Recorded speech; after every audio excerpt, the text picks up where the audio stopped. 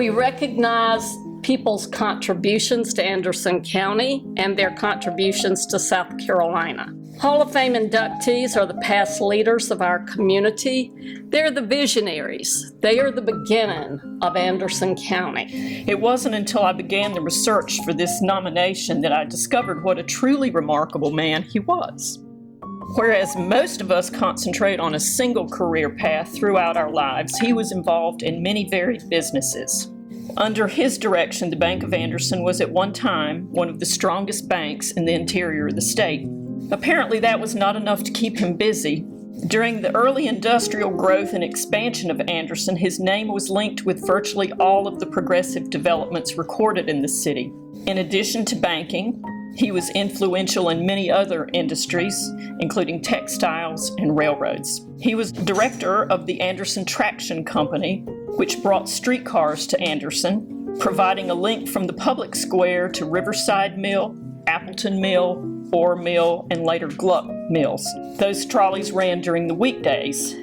The company also built Buena Vista Park, which was the first public recreational park for Anderson citizens. The trolleys were used to travel back and forth to the park on the weekends.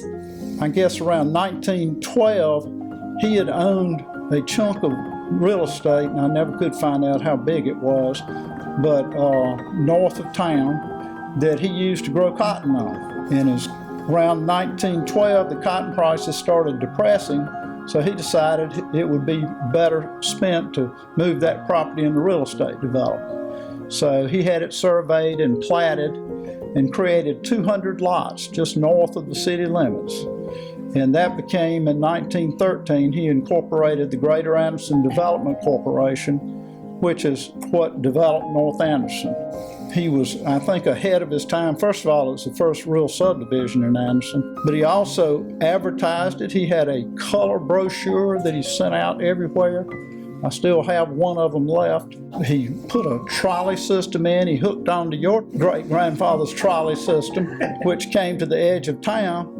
And then when he died, he was in the process of developing what they call Woodland Heights. I was 7 years old when he died, so I didn't know him very long, but I lived right down the street from him, so I did know him. Mom used to send me up the street, and I would eat lunch with him and then go back down to his office with him, which was at where Glenn Plumbing Company is now, down below the old McCann's. But that was Home Realty Construction Company. I remember I'd get in the car with him and on Moocher Square, that's where we lived, and he would roll out, and then you hit Main Street.